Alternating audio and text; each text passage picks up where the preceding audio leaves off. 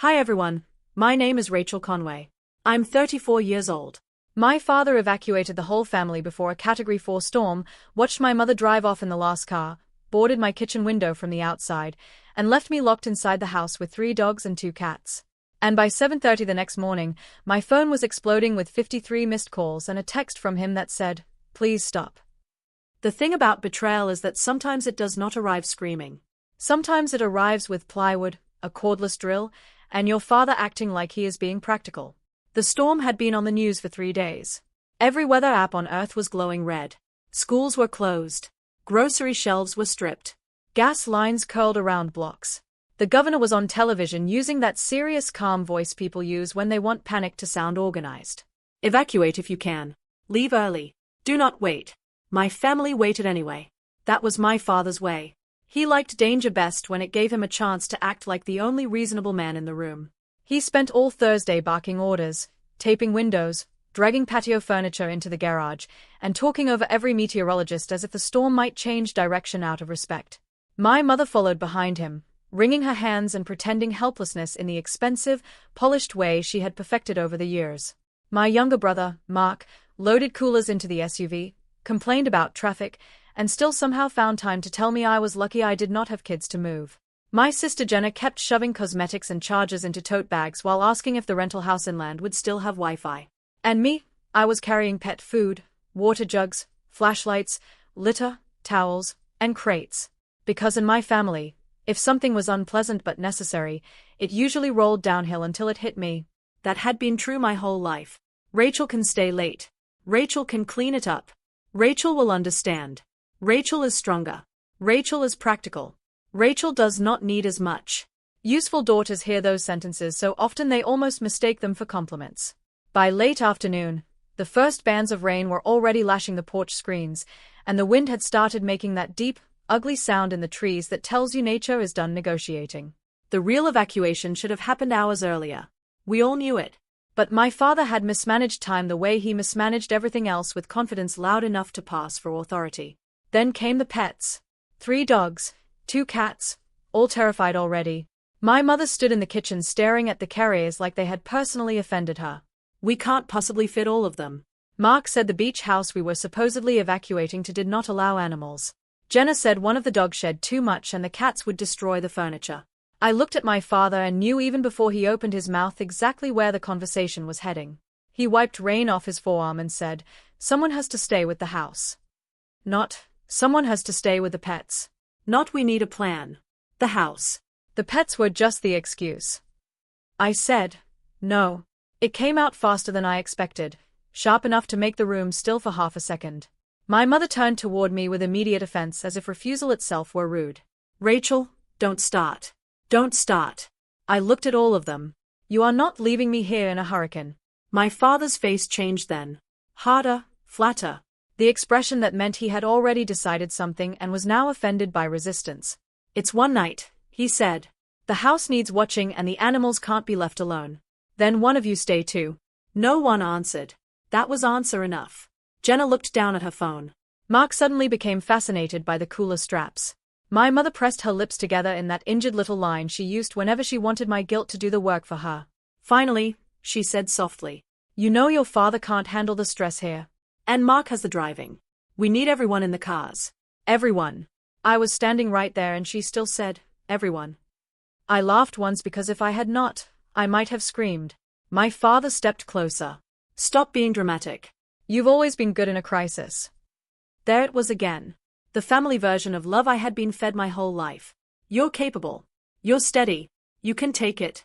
Which usually meant we are about to hand you something cruel and call it trust. I said no again, clearer this time. He did not argue after that. That should have scared me sooner. Instead, he just nodded once, walked outside into the rain, and came back carrying a sheet of plywood and the drill. At first, I thought he was going to secure the side window. Then I realized he was moving toward the kitchen. Toward me, toward the only big window near the back door. "What are you doing?" I asked. "So you don't get stupid ideas and run out halfway through the night," he said. My mother picked up her purse. Mark carried out the last bag. Jenna grabbed the car keys. And I stood there with the dogs whining around my legs and the cats crouched low under the table while my father bolted plywood over the window from the outside like I was not his daughter, but a problem he needed contained until morning. Then he came back in once more, crossed the kitchen, and pulled the breaker for half the first floor. The lights died, the refrigerator hummed down. The house fell into that sudden dead darkness that makes your own breathing sound too loud. He looked at me and said, "Someone has to watch the house." Then he walked out. The front door slammed so hard the glass in the hallway frame rattled. Then came the sound of car doors. Voices through rain, an engine turning over, another one behind it, and then nothing except wind. I stood in that dead kitchen with the breaker off, the plywood over the window, and 5 terrified animals crowded around my legs while the storm pressed itself against the house like it had been waiting all day to be let in. For maybe 10 seconds, I did not move. That was shock, I think, not fear yet. Shock has a frozen quality to it, like your mind is still trying to negotiate with a reality your body already understands. Then one of the dogs, Rosie, the oldest, a lab mix with more gray than black in her face now, started shaking so hard her tags clicked against the tile. That snapped me out of it. I grabbed the flashlight from the drawer by the stove, found the emergency lantern under the sink, and got all the animals into the kitchen because it was the most interior room in the house and the only one without big exterior glass besides the downstairs bathroom. The power was out on half the first floor, but the outlets on the far wall still worked. So, I charged my phone, filled every bowl and pot I could find with water, dragged the dog beds into the kitchen, dumped dry food into mixing bowls, and piled towels by the door in case the roof or one of the windows gave up before midnight. The practical part of me kicked in fast. That part always did. It was the same part my family had used for years and called strength. I hated that they were right about one thing. I was good in a crisis. I just hated more that they used that truth like a leash. By 7, the wind was hitting the siding in long, violent bursts. Not steady, not natural feeling. It came in waves, each one sounding like something enormous, running its hands down the walls, trying to find a way in. The house moaned in places I had never noticed before. Floorboards answered each other. Vents whistled. Once something heavy scraped across the back deck and every animal in the room jumped at once. I texted my mother. He locked me in. Read. No reply. I texted my father. If anything happens here, it's on you. Delivered. No reply. Then I did something I should have done before they pulled out of the driveway. I started recording. First the kitchen window with the plywood bolted over it from outside. Then the breaker panel with half the first floor shut down. Then the back door lock and the side latch my father had slid from outside before leaving. He had not trusted just the bolt. He wanted me contained. I filmed everything in silence, the beam of the flashlight jumping slightly because even with all my anger, my hand was still shaking. At 7:38, I posted the first video. Not publicly, not yet. I sent it to the family group chat. Dad boarded the window from outside and left me here with the animals during a hurricane. My brother Mark viewed it immediately. Jenna 2 minutes later, my mother after that. No one answered. That part was almost impressive. You could hand my family proof with the rain still hitting it, and they would still wait to see whether silence might be enough. I posted the second video to my close friend's story. Not dramatic, just factual. Kitchen, plywood, wind, dogs shaking. Caption: my family evacuated and locked me in with the pets. If this house loses signal, this is why. Then I set my phone down and focused on keeping everything alive. By 9, water was starting to push under the mudroom door. By 9:15, one of the cats had wedged herself behind the trash can and refused to come out. By 9:40, the gutter over the back porch ripped loose with a sound so loud I ducked on instinct and the lantern tipped sideways across the floor. At 10 o'clock, my father finally texted, "Stop with the dramatics and stay away from the windows." I stared at that message until the screen dimmed. Not, "Are you okay?" Not, "How bad is it?" Not, "I'm sorry," just an irritated command from somewhere inland and dry. I typed back, "Come get me." He did not answer. At 10:30, I heard glass break upstairs, not shatter everywhere. One hard crack and then the weird clatter of fragments sliding somewhere they should not be. I took the flashlight, left the animals in the kitchen behind the baby gate, and went up alone because there was no one else to send. The break was in my old room. Of course, it was the same room I had slept in until 32, because every time I tried to save enough to leave for good, someone in that house had a crisis that couldn't wait. The top pane of the side window had cracked inward. Rain was spraying through in cold bursts, soaking the curtain and the wall beneath it. I shoved towels against the frame, dragged the dresser sideways to brace it, and that was when I noticed the closet door was open. Not wide, just enough. Inside, on the top shelf, there was a black metal lockbox I had never seen before.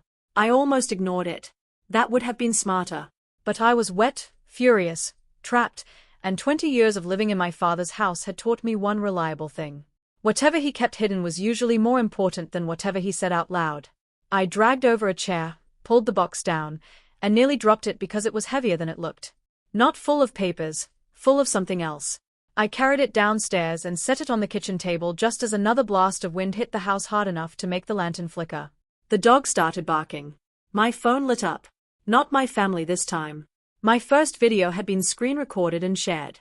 3 friends, then 7, then 12 messages, and in the middle of them, one from my cousin Elise, who almost never involved herself in our family disasters. Rachel, why are people saying Uncle Tom left you in the house alone? I looked at the lockbox, then at the phone, then back at the storm hitting the walls. And for the first time that night, I had the feeling the morning panic wasn't just going to be about me surviving it. I found the key taped under the bottom of the lockbox. Of course, I did. My father never trusted banks, passwords, or anything that left a record. He trusted hiding places, intimidation, and the assumption that no one in the house would ever feel entitled to touch what he considered his. The key was cold and tiny between my fingers. For 1 second, I just stared at it. Then the wind hit the house hard enough to make the back door jump in its frame. Rosie started barking again, and I shoved the key in. The lid opened with a metallic click. Inside were 3 things.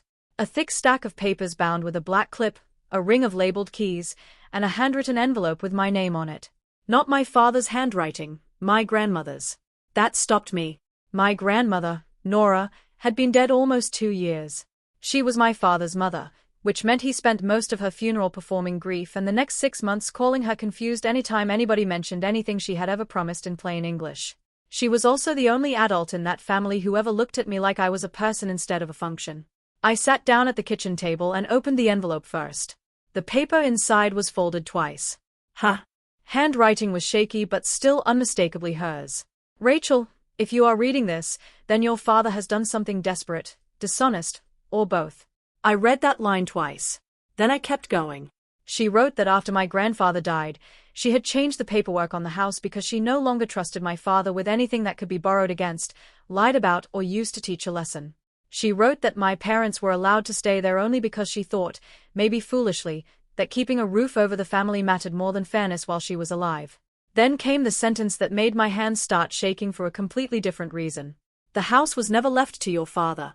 It was placed in your name with possession delayed until you were ready to use it, because I knew one day he would mistake your patience for ownership. I stared at the page, then at the clip stack beside it, then back at the page. The dogs had gone quiet. Even the storm seemed to pull back for one strange second, like the whole night was waiting to see whether I understood what had just landed in my lap. The stack of papers was exactly what I thought it was. Deed copy, recorded transfer, property tax file, a letter from Grandma's attorney, and on top, one page highlighted in yellow with a note in her handwriting across the margin. If he ever endangers you in this house, it ends. I actually stopped breathing for a second because the sentence was not sentimental. It was instruction. I read the attorney letter next. Grandma had transferred the property into a life-use arrangement years earlier. My parents could live there, maintain it, and benefit from it only as long as they did not damage the property, encumber it, or use the house to endanger, exclude, or retaliate against me. If they did, occupancy rights could be terminated. Terminated. My father had boarded me inside a storm and left in the last car in my house. My phone buzzed so hard it rattled against the table. Cousin Elise again. Rachel, answer me. Uncle Tom is losing his mind. Aunt Sharon shared your story and people are tagging Mom's church group. What is going on? I looked up at the plywood over the window, at the bowls of water, at the cats under the table, at the envelope in my grandmother's hand, telling me she had already seen the ending before any of us arrived there. Then I texted Elise back. He locked me inside the house during the evacuation. Also, according to Grandma's papers, the house is mine. The typing bubble came up instantly. Stopped, started again. Then, oh my God. That was when I opened the Photos app and took clean, flat pictures of everything, the letter, the deed page, the highlighted instruction. Then I made one post, not to friends only this time. Full public, just the facts. Photo of the boarded kitchen window. Photo of Grandma's letter. Photo of the deed page. Caption: My father evacuated everyone before the storm, locked me inside this house with the pets, and left. According to the property papers my grandmother left for me, this house was never his to use that way. If anything happens tonight, this is the record. I hit post. The room stayed silent for maybe 15 seconds. Then my phone lit up like someone had plugged it into a wall of panic. Dad, Mom, Mark, Jenna, Aunt Sharon, 3 cousins, 2 neighbors, someone from my father's church, and then the first text from him. Not, are you safe? Not, I'm coming back. Not even take that down. Just delete that now.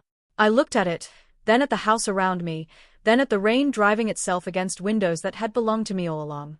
And for the first time that night, I smiled. Not because anything was okay, because by morning, none of them were coming back to the same arrangement they had left behind. I did not sleep. Not really.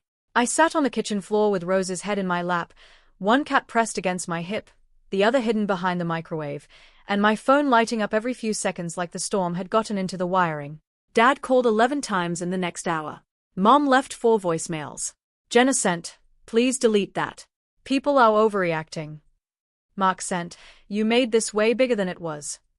That one actually made me laugh because men like my brother always call something bigger than it was when the consequences finally grow large enough to include them, too. Around 1 o'clock in the morning, the message tone changed. Not family, neighbors, church people. A woman from my mother's Bible group asking if I was safe. Mr. Henley from 2 houses down saying he had seen my post and tried to drive back through, but the county had already blocked the road with flood water. Then my Aunt Sharon called, not texted, called. That mattered because Aunt Sharon had spent 20 years surviving my father by agreeing with him quickly and from a safe distance. If she was calling in the middle of a hurricane, the story had gotten loose in a way he could not stuff back into the walls. I answered on the 3rd ring. Rachel, she said breathless. Is it true? Yes. A pause, then quietly. He said you volunteered. I looked at the boarded window and actually closed my eyes. Of course he had. Even in the middle of a storm with me inside the house and the whole family somewhere dry, my father's first instinct had been narrative control. No, I said. He boarded the kitchen window from outside, cut half the downstairs power, slid the exterior latch, and left. She went silent for a second, then your grandmother's lawyer is trying to reach you. That cut through everything. I sat up straighter. What? He saw the post. Sharon Miller sent it to him because she remembered your grandmother talking about some kind of property arrangement years ago. He wants you to call him as soon as you can. The lawyer's number was in the packet. I found it with shaking hands and called immediately. He answered like a man who had already been awake too long. Rachel, this is Thomas Bell, your grandmother's attorney. Are you alone? Yes. Are you physically safe right now? As safe as I can be with a hurricane hitting the house? He exhaled slowly. Listen carefully. I reviewed the file after seeing your post. If your father knowingly left you confined in that house during an evacuation, he has very likely triggered the occupancy clause your grandmother insisted on. I need you to document everything and do not let him remove those papers. Triggered. That word landed like a second storm front because until then, part of me had still been moving in survival mode. Get through the night. Keep the animals calm. Keep the roof on. Keep breathing. Now, there was something else. An edge. A consequence already taking shape while the wind was still beating the siding. He told me to keep my phone charged, back up every photo, and call emergency services if the structure worsened. Then he said something that stayed with me for the rest of the night. Rachel, your grandmother built that clause for exactly one reason. She believed your father would eventually confuse staying in the house with owning the people inside it. By 4:30, the worst of the storm had shifted north, not gone, but less violent. The house still trembled in gusts, and there was water under the mudroom door and a crack spreading along the upstairs hall ceiling, but dawn had started turning the edges of the plywood gray. At 6:07, my phone exploded all at once. Not gradually, all at once. Missed calls stacked so fast the screen lagged. Mom, Dad, Jenna, Mark, unknown numbers, voicemails arriving before the ringtone finished. By 7:30, there were 53 missed calls. And at the top of them, a text from my father. Please stop. I stared at it. That was all. Not please answer. Not please tell me you're safe. Not please forgive me. Just please stop. As if the real emergency was not the night he had left me in, as if the disaster was that the wrong people now knew. I typed back exactly one sentence. Stop what? Telling the truth. He called instantly. I answered this time and put him on speaker. His voice was raw, furious, panicked in a way I had never heard before. You need to take that post down right now. Why? You are humiliating this family. I looked around the kitchen at the dogs asleep in anxious little heaps, at the overturned water bowl, at the flashlight, the towels, the black box, my grandmother's letter. And I said, No, Dad. You humiliated this family when you left your daughter locked inside a hurricane. He started talking over me fast now. People are calling. Your mother's church, the neighbors, Mark's boss saw it. And Belle called me this morning. There it was. The real panic, not the storm, not me. Belle, the lawyer. I stood up slowly. What did Mr. Bell tell you? Silence.